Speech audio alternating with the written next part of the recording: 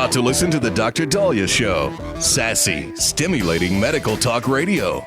Any medical advice Dr. Dahlia Wax gives on her show should not be substituted for an actual visit to your medical provider. And now, here's Dr. Dahlia.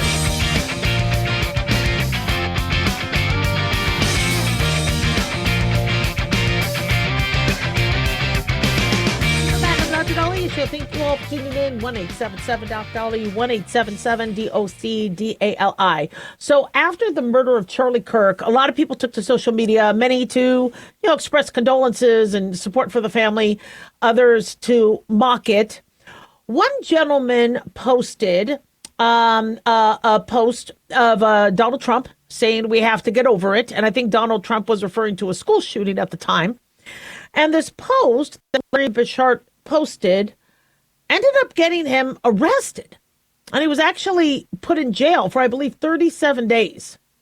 Well, he's been released and he was able to sue because I think he lost his post-retirement job, missed his great-granddaughter's birth, I believe, or his granddaughter's birth. And he ends up getting an $835,000 settlement because he was arrested for felony charges based on something he posted on social media. And I'm for free speech. I don't like I don't like people, posting racist, homophobic, disgusting posts and some of the horrible things I'm seeing. But to put somebody in jail, that's too far. That's not what we do in America. Why? How did this happen? Well, because it was inferred that because he was referring to a school shooting, that was something that was, I guess, considering inciting violence, or I'm not sure what the excuse was to jail him. But he's 61 years old. He's a retired police officer. Ends up spending 37 days behind bars. Authorities finally dropped the felony charge against him back in October. So, he lost his job, his post-cop job, missed his wedding anniversary, the birth of his granddaughter, according to a federal lawsuit, and he won. And he said, my First Amendment rights have been vindicated. He said the people's freedom to participate in civil discourse is crucial to a healthy democracy. He's not wrong. I am looking forward to moving on and spending time with my family. So he had memes, apparently, more than one, we're being told, allegedly, that was joking about Charlie Kirk's killing. This prompted a lot of concern. And then in one, he posted, this seems relevant today, where Donald Trump says we have to get over it. This was a quote somebody made or somebody posted in terms of what Trump had said after, I guess, a school shooting at Iowa's Perry High School. I think that's taken out of context, but still, it's something that went viral. And so people thought that these were hate memes, and that this, since we're talking about a school shooting and he's posting these things, it obviously then ended up where he got investigated and then ends up being arrested. And so according to, let me see if I could give credit where credit is due. This was Perry County Sheriff Nick Weems. Investigators thought he was fully aware of the fear his post would cause and intentionally sought to create hysteria within the community. And that was the excuse as to why he got arrested. His bail was originally set for $2 million. Then he was released. Case drew national attention. And then there was this settlement. So I don't think he should have been arrested, for his post. If he was joking about Charlie Kirk's death, disgusting. Absolutely disgusting. And I'm kind of blown away that here I am where somebody hacks my account.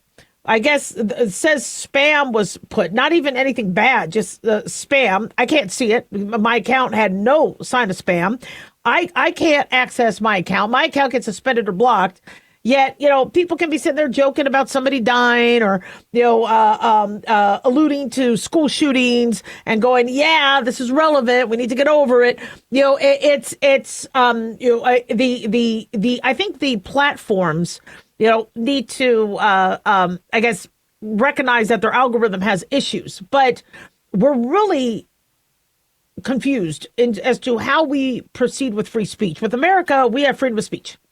But our freedom of speech is limited. Like, you can't scream fire in a movie house, right? There are some things you can do. You can't just scream racist names. Can't do that. You're gonna get in trouble. You can't scream cuss words. In a place where there's kids. So there's freedom of speech, but there's societal acceptable norms. Now, mind you, when the Nazis changed the way what was a societal acceptable norm, it was very restrictive. But, somebody joking about somebody dying, and I haven't seen, all his posts. I think they've been taken down. That, speaking of, the Charlie Kirk murder, and a lot of people, sadly, took that opportunity to show, their true selves. It was very frustrating. You had some people go, look, I'm sorry he's dead, but, we keep posting about this, and I get that there were, and then you had others where they're still in mourning because it was a show, witnessing that and seeing somebody who was trying to fight for what they believed get murdered, on national TV and in front of a whole bunch of college students. It's just frightening. But people have feelings one way or another, and somehow the way they express their feelings could be very productive or it could be destructive. But that doesn't mean it warrants a felony. And I think we're still trying to figure that out. And I don't want us to be a country where we jail somebody for what they say and how they feel. We went through a whole cancel culture where people in California were losing their jobs if they supported Trump. And that was not good. And you still have, people in Hollywood keep really, really quiet because they think they're going to be banned. And we saw the shadow banning, and we saw, what was going on with social media, over the last few years. And so we're starting to get to a spot where we could be more free. Nobody is going to punish us for supporting one candidate versus another. That's kind of where we're supposed to go back to in America. But unfortunately, we're not. And everybody's trying to, say, if you're not with us, you're against us, and then extrapolate, well, if you're for this person, then that means you're X, Y, and Z, and we don't want you in our company. And so I don't think we've progressed to the point where we need to be, where people are going to be more appreciative that we each, and more understanding that, we have our own political views. But arresting somebody for stupid stuff that they say, no, not appropriate. So I'm glad he's out of jail, and I'm glad he won a settlement. 1-877 Doc Dolly, don't go away. This is an urgent announcement for anyone that's $10,000 or more in debt. Before you make another minimum payment, you need to know there are special programs that can completely free you of your debt. Total Financial Freedom can help you become debt-free in months instead of years. Resolve your credit card debt, signature loans, department store cards, internet loans, and timeshares. Call Total Financial Freedom now at 800-878-6020 for a free consultation. For 16 years, Total Financial Freedom has helped thousands get out of debt. You can feel confident when calling because Total Financial Freedom is A+ rated by the Better Business Bureau. Battling for years and years stuck in the endless cycle of minimum payments could take decades. You have the right to get your debt resolved and substantially reduce your monthly payments. Call Total Financial Freedom now at 800-878-6020. That's 800-878-6020. 800-878-6020. Hi, everyone. If you've been injured in an accident and think you deserve compensation, listen up. We have legal professionals standing by right now to answer your questions for free. They'll tell you if you have a case and how much it's potentially worth. Call 800-710-5100. I'm here with spokesman John Wolf. So, John, tell our listeners who should call right now. Well, Maria, first off, thank you for having me join you to answer the listeners' questions. Now, as far as who should call in, anyone who's been injured in an accident and think you deserve compensation, give us a call right now and find out how much your case is potentially worth. Call 800-710-5100. Thanks, John. You heard it, folks. If you think you deserve compensation, call now to find out how much you qualify for. 800-710-5100. Advertisement sponsored by Legal Help Center. May not be available in all states.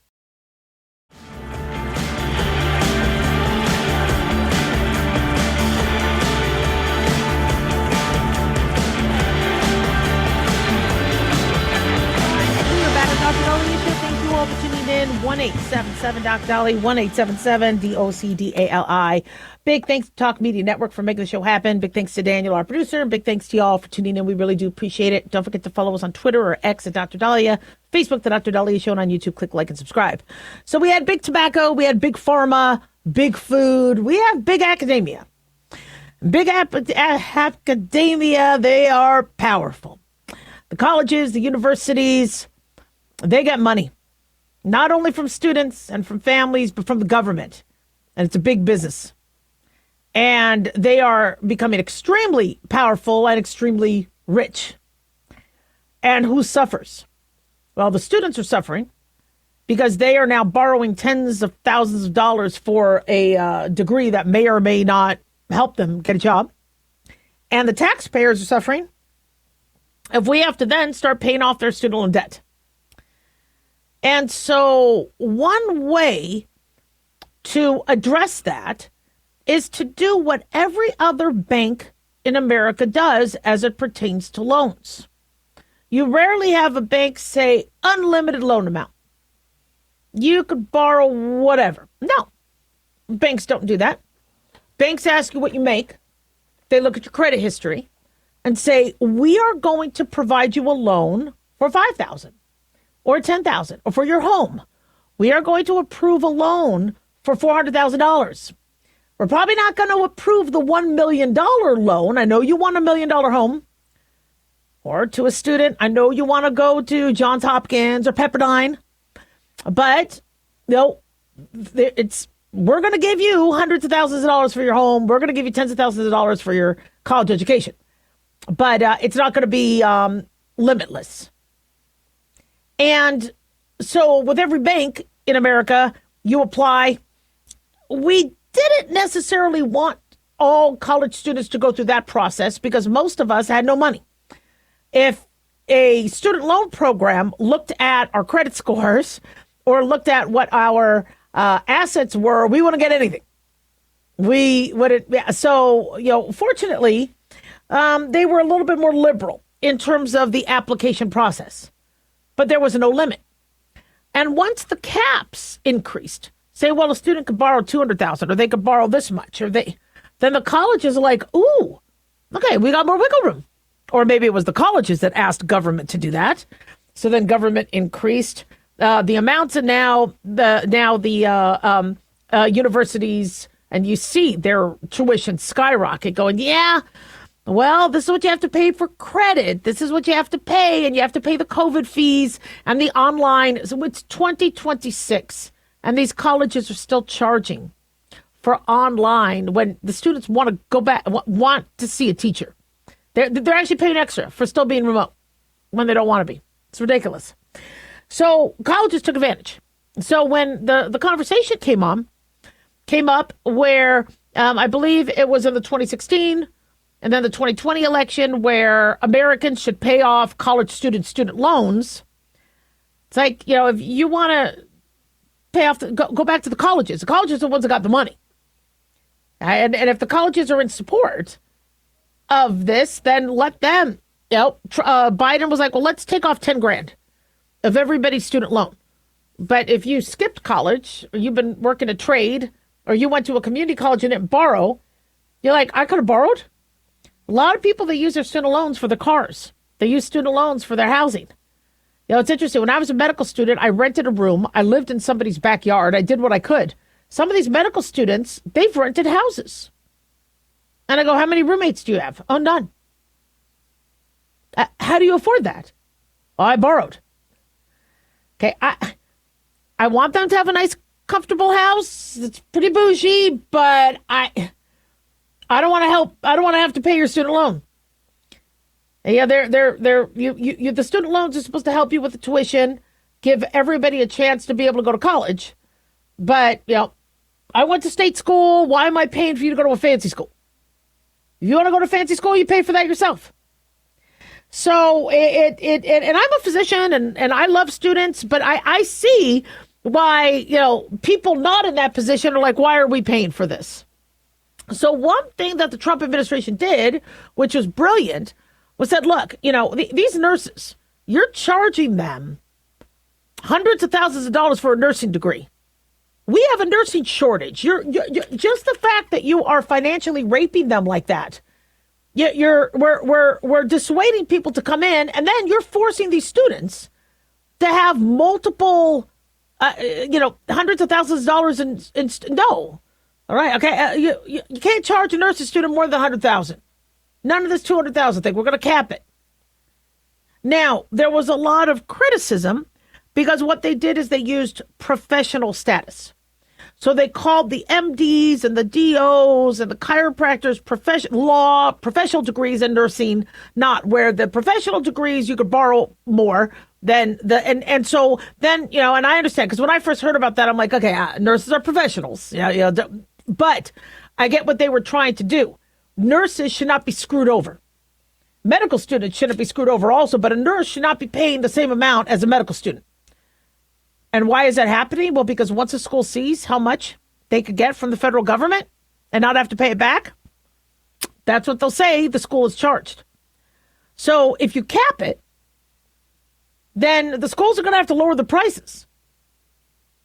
So if a nurse wants to be a nurse and she's like, all I have is $100,000, that's all I'm going to get. These schools are going to have to stop overcharging for a nurse to become a nurse. It shouldn't even cost $100,000 for a nurse to become a nurse. Honestly, we're screwing over our nurses. We're screwing over our teachers. So capping it means, guys, you're not going to be charging this much. This idea of an extra $20,000, $30,000 for out-of-state tuition, come on. Well, we needed to offset the in-state tuition because we're taking such a hit. Where are your professors? Well, they're at home, double dipping. Come on. And I've taught in academia. I love students. I love teaching. But, come on. And what they're doing is ridiculous. And people will say, but yeah, you know what? The taxpayer doesn't have to pay for the nursing degree. The nurse could find a job where the employer will pay off their loans. Not everybody could find a job like that. And not everybody gets their loans completely paid off. And so we need to collectively figure out how much should these young students be put on the hook for to get a degree. And it shouldn't be six figures. But that's what's been happening. So as a result, which I completely agree with, well, let's cap it. Unfortunately, though, people are suing. So the $100,000 lifetime borrowing cap on graduate students and the $200,000 cap on professional degree students. And I know people are like nurses are professional, but they shouldn't get screwed over by being charged more. So medicine, dentistry, law, and now there's this lawsuit saying that you can't do that. You can't limit the borrowing cap. You can't limit what a student can borrow. Now, I find that very, very interesting that they're suing because you would have to also sue all these other banks that cap what you could borrow too. I mean, the borrowing caps exist because they want to make sure that that person doesn't get themselves too much into debt and cannot pay off the loan. That's why there is a cap. That's why we do that. So, but unfortunately, this anti-Trump sentiment, would rather go after him. I would rather we put the energy to helping these students. Let's make nursing degrees not $100,000. Medical school degrees, it should not cost you hundreds of thousands of dollars to become a doctor. This is why we have a doctor shortage. That's ridiculous. Now, do we have too many lawyers? Do we have too many doctors? Do we have too many college graduates? That has been argued, especially since the jobs aren't there. I just saw 3,700 amazing UNLV rebels graduate. I don't know how many of them are going to have jobs. I hope they all get jobs. But how much did they have to borrow for that? Now, UNLV, luckily, is not as expensive as other universities. But it's getting there. Why? Well, because if the government's going to give you money, just like with Obamacare subsidies. Once the insurance companies found that Obamacare was going to offset and give them money, then they raised the rates. And all our premiums went up. Come on, man. That's so obvious. Well, but right now, I guess multiple states, 25 Democrat-led states, are now suing the Department of Education for this. They say that the borrowing caps exceeded the department's authority and were outside the realms of what Congress intended. See, Congress passed the big, beautiful bill. I don't like the name of that bill, but Congress is the one that passed it, because this can't be something done by executive order. If there is going to be any decision on how much gets spent, and what Congress is going to spend for education, it has to go through Congress. So, but they're suing, and I, we got to do something about these ridiculous, prices of college degrees and classes. And so, I think the caps are a great way to do that. But we'll see what happens. 1-877 Dr. Dolly, don't go away.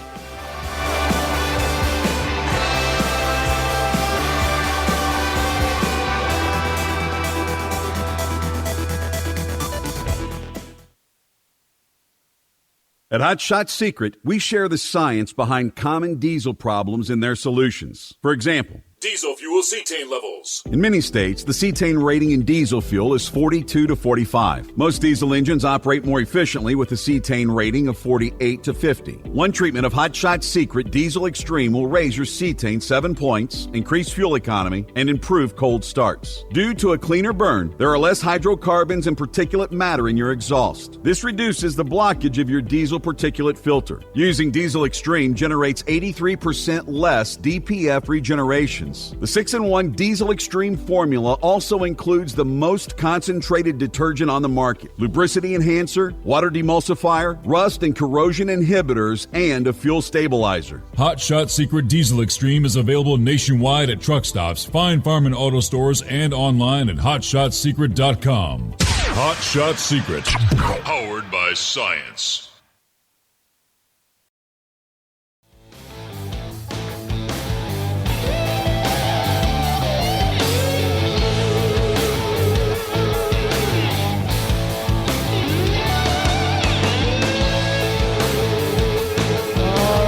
Back on the Dr. Dolly Show. Thank you all for tuning in.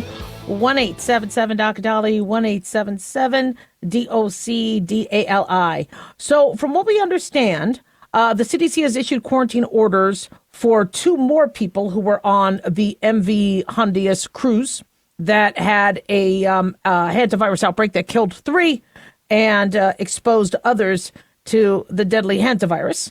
And I guess 2 more individuals have been brought for observation to the National Quarantine Unit at UNMC Nebraska Medicine. Now, one individual is not very happy.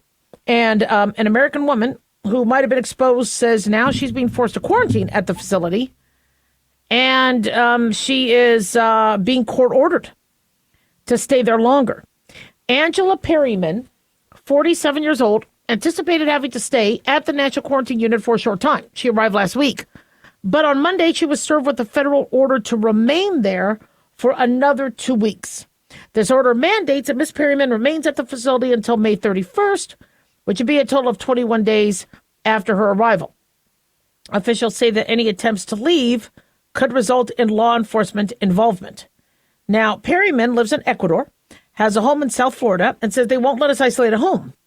We're being kept in a secured facility and threatened if we try to leave, according to Fox News. She said the woman shared that she received a negative hantavirus test result, is not experiencing symptoms. But she did briefly have a conversation with one of the passengers who ended up dying from the disease. So the federal order, which the passenger shared with, I believe, the LA Times or the New York Times? Yeah, the New York Times. All right. States that it could constitute a probable source of infection to other people if she were to leave the facility and travel to another state. She receives, after receiving a medical review in 72 hours, she can appeal the order. She told the New York Times she's going to take legal action. The quarantine unit includes 20 single occupancy rooms with negative air pressure symptoms, en-suite bathroom facilities, along with exercise equipment and Wi-Fi connectivity. I got to tell you, I would like that. I could get away from the family and the dogs, the cats, doing pee-pee house. I could have Wi-Fi. I could get my own bathroom without my husband leaving the seat up. Man, I would, but I get, you want to be home, you want to be with others. I get that. You also get exercise equipment. You got your own little gym. I think I would do well with something like that, but I get that, you want to be with your family. The quarantine ordered was reportedly approved by Dr. Jay Bhattacharya, the acting head of the CDC. So what's going on is a total 18 American passengers from the MV Honduras has been monitored. The incubation period is up to 8 weeks with the hantavirus. That's what makes this such a pain in the butt. Incubation period is the time from exposure to the time of you having symptoms. So if you were exposed, let's say April 20th, 8 weeks would bring you to June 20th. And so testing negative is great. Not having symptoms is fantastic. But the government has to choose between a rock and a hard place. Do they send you home, you start getting symptoms in a week or two, infect others, and do they get sued? Now by many others, or do they keep you quarantined longer because of your exposure and then just risk just getting sued by you? They're probably going to go with the latter. 7 other passengers who left the ship and returned home, they, prior to the outbreak's discovery, have not been called in, have not been told to go to Nebraska. They're being monitored by their own state and local health departments and get to be home. Dr. Mark Siegel says the incubation period could be up to 6 weeks. I've heard it's up to 8 weeks. But when the symptoms do finally hit, the deterioration could be rapid. The Andes strain is a very rare hantavirus strain, whereas opposed to you just being exposed to rat droppings, semen, urine, stool, and then getting saliva, and then getting exposed that way, somehow the Andes strain could be spread person to person. And this is why we have this small outbreak. So now public health officials are being very, very cautious. Plus 3 people died. So other individuals have been sickened from it, but are still alive. So this quarantine issue is not easy because, we have rights as Americans, but where those rights will be lost is if they think you are a public health threat. So with like infectious disease, it's interesting. As a doctor, you have to always honor HIPAA, the patient privacy. You don't share records that don't need to be shared. You don't tell anybody, HIPAA privacy, but you come in with a reportable disease. We have to report it to the CDC. They report it to the State Department. The State Department may have to reach out to contacts of you. Now your privacy starts to change. If you have HIV and you're spreading it to people, they got to protect others. So protecting others trumps your privacy protections.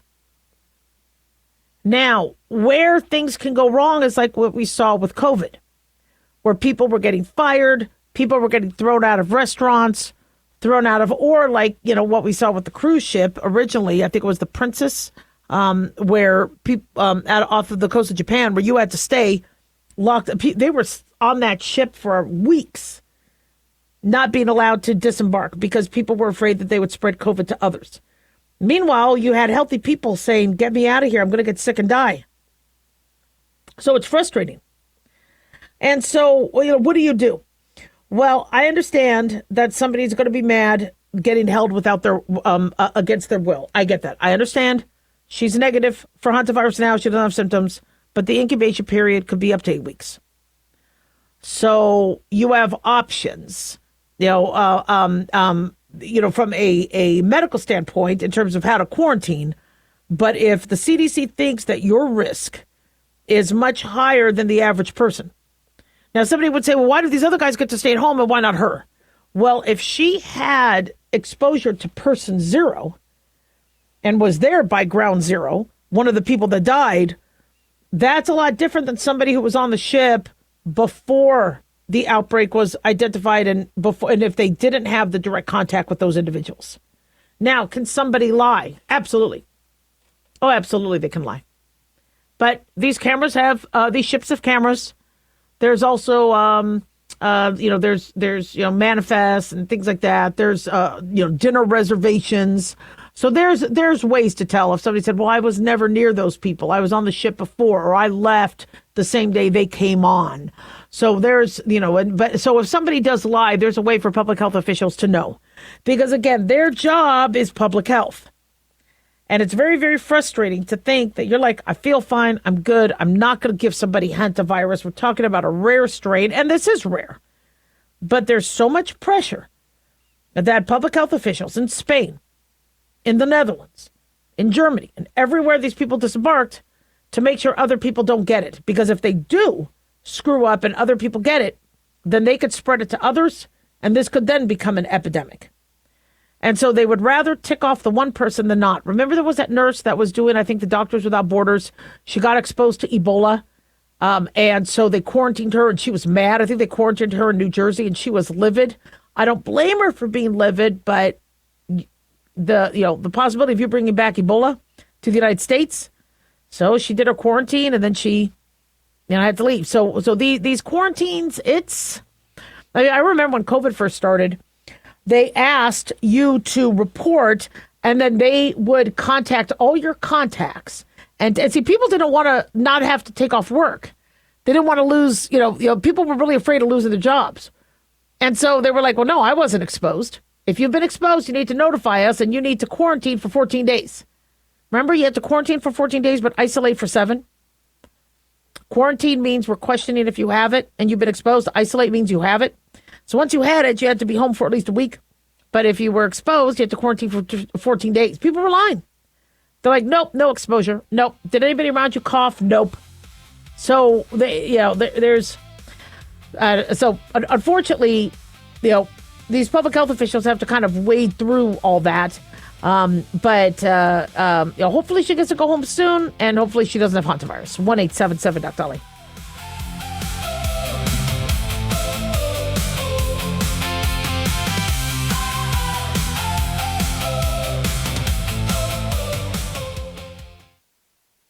Carl Amari here to tell you about our newest website for old-time radio lovers. It's 100radioshows.com. At this site, there are 5 old-time radio shows waiting for you to download free as our gift to you. And be sure to browse the additional 700 old-time radio shows available to you for 70% off by using the promo code RADIO at checkout. This is a limited-time offer, so log on to 100radioshows.com. That's 100radioshows.com.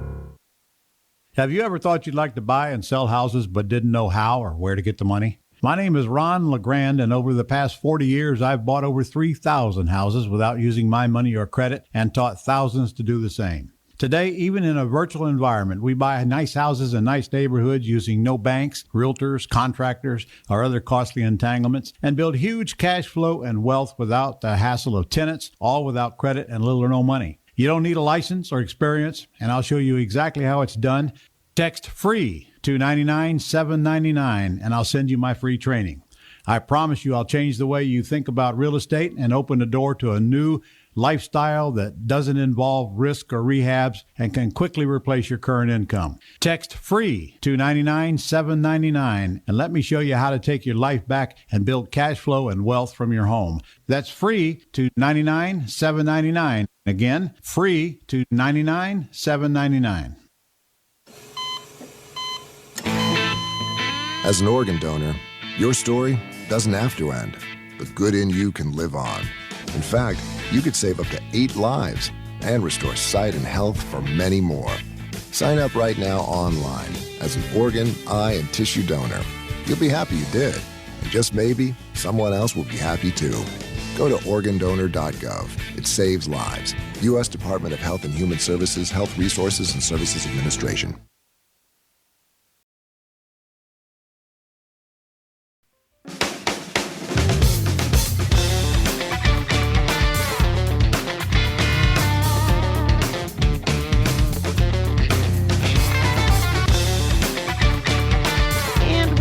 Dr. Dolly Show, 1-877 Dr. Dolly, 1-877 DOCDALI. Well, food shouldn't hurt.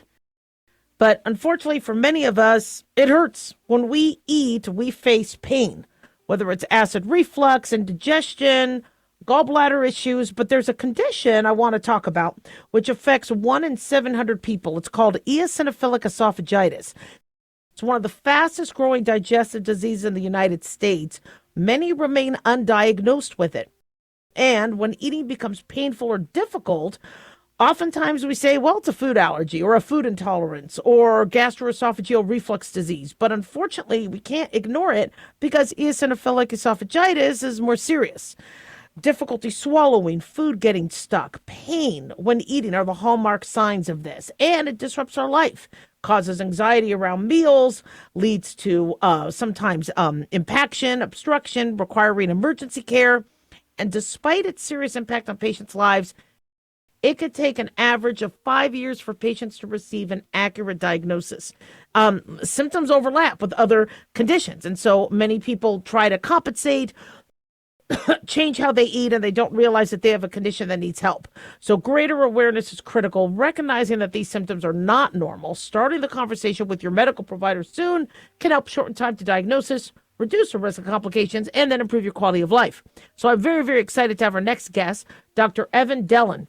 He is going to explain what eosinophilic esophagitis is, why it's overlooked, how to recognize the signs, and I'm really, really grateful to have him. Dr. Dellon, thank you so much for joining us. Thanks so much for having me. Awesome. Now, you're a professor of medicine, adjunct professor of epidemiology at the University of North Carolina School of Medicine in Chapel Hill, and you received your degree at Johns Hopkins. So we are really appreciative that you're here. Talk to us about eosinophilic esophagitis and, why we have to increase awareness now. Yeah, eosinophilic esophagitis, as you said, we abbreviate it EOE. It's a chronic condition of the esophagus, and it's a allergic condition of the esophagus. And what happens is that a number of allergy cells, including the eosinophil, which is a type of white blood cell, get into the esophagus where they shouldn't be and cause a lot of swelling, irritation, inflammation, and ultimately scar tissue in the esophagus. And, like you said, leading into this, it causes a lot of upper GI tract symptoms, including the trouble swallowing, pain when you're eating. And, I think in general, it's something that people are not really aware of, but it's just been rapidly increasing. And I think part of the underdiagnosis is really lack of recognition, both among patients and some providers, and often, patients being reluctant to talk about these symptoms with their providers. Also, I'm noticing many people are using telemedicine now, as opposed to, seeing their primary care provider in person, and they will call up saying, I need more acid reflux medicine and getting it. And so oftentimes they're not seeing the provider who could order testing. You're seeing it get missed and misdiagnosed. What are some of the common reasons it's often getting misdiagnosed? Yeah, your example is a great one. I think reflux has really a good PR agent as opposed to EOE. And I think reflux is the disease people think of whenever anything happens with eating or swallowing or in their upper GI system. But, that's really, there are a number of things that'll mimic reflux, and EOE is one of them. And so, the symptoms can overlap. And so I think a key point is having pain with swallowing, having food stick, that's not a normal symptom, and should be checked out. And patients, sometimes what will happen is they just discount the symptom even, right? This happened, I was eating, I wasn't paying attention, I'll just avoid that food, or it was overcooked and hard, I'll just chew more carefully or chew more thoroughly. But it's something that you should tell the doctors about, and don't just assume it's reflux. And like you said, that lack of awareness, kind of the assumption that it may be reflux, that really can lead to that long delay between getting diagnosed. Dr. Dellon is currently the director of the UNC Center for Esophageal Diseases and Swallowing, and has previously served as associate editor for clinical gastroenterology and hepatology, which we've quoted on the show many times. Just an alternative question. Do we see a relationship with Barrett's esophagus with this, like we do with GERD, or any sort of precancerous changes? It's a great question, and that's one that my patients ask me frequently. And the good news is we don't. This is an allergic condition of the esophagus, and right now it does not appear to cause Barrett's esophagus. It's not a pre-malignant condition of the esophagus, and there haven't been any studies that have linked EOE to cancer, which is great. But it does cause very serious symptoms that impact people's lives. So still reason to get it checked out. Exactly. And the dysphagia, the difficulty swallowing, and the scarring, that can be very, very impairing and disabling. So, what should someone do if they think, they've been listening and they're like, okay, maybe I have EOE. What do you recommend they do? Yeah, so first thing is to go get checked out with a provider. Don't say, "Oh, I'm having symptoms. I think it's reflux." Say what you're actually experiencing. And some people, they'll feel food hanging up or choking or the pain. Some people will get a food impaction where you can't get it up or down and end up having to go to the emergency room. We obviously want to avoid that and emergency procedures. If you have other allergy conditions, like if you're someone with asthma or eczema or food allergies, make sure your doctor knows that too, because those things would make EOE more likely. And then the other thing I would say for parents out there, the symptoms in children are going to be a little bit different. It's going to be nonspecific, and these are things like abdominal pain, nausea, vomiting, maybe poor growth or feeding difficulties. And again, so if those symptoms are present and there's other allergic diseases, that really can make EOE a more likely diagnosis than all the other many things that can cause those kind of symptoms in a younger child. Absolutely. And I'm grateful the commercials of the 70s and 80s and 90s of people having, indigestion and like you said, the PR campaign for it and going to GI medicines when, it could be cardiac or something else. So I'm glad, they've kind of changed that sort of messaging, because we always, if you are having pain and discomfort in that area, still want to make sure you're getting a cardiac exam as well. Doctor, this has been so helpful. In the last minute or so, where can my listeners find more information? Absolutely. They can check out the American Gastroenterology Association's website. They actually have some screening tools on there that let you know the chances of having EOE depending on what you're experiencing. And you can check out the American Partnership for Eosinophilic Disorders, or APFED. You can go to apfed.org, apfed.org/EOE Day. They're a patient advocacy group, and they've got tremendous resources for you as well. Thank you. Dr. Dellin, you have been amazing, as well as the American Gastroenterological Association and the American Partnership for Eosinophilic Disorders. We appreciate you, and we can't wait to have you back. Thanks so much, and thanks for helping us raise awareness of EOE. Anytime. 1-877-DOC-DALI, 1-877-DOC-DALI. Don't go away. Yeah. So, guys, that was hopefully very helpful. I got to tell you, we treat ourselves a lot more these days, and I understand it's easier to use telemedicine and to, try to diagnose ourselves. And we have a lot of information online, but 1 in 700 people having eosinophilic esophagitis, or what I have seen is many individuals are having cardiac events when they think they're having acid reflux or indigestion. Please make sure a medical provider is reviewing this with you and teaching you about your symptoms, because I can't tell you how many times I've seen people think they had GI upset and it was cardiac.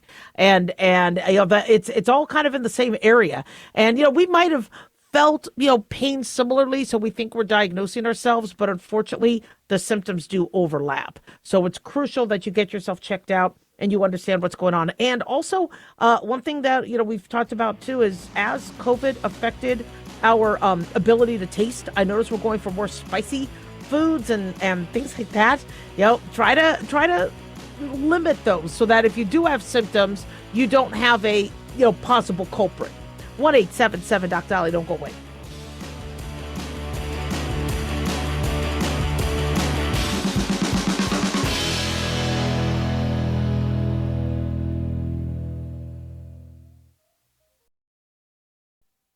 Can you believe, with all the recent violent protests, looting, and destruction, some areas are considering either defunding or abolishing the police?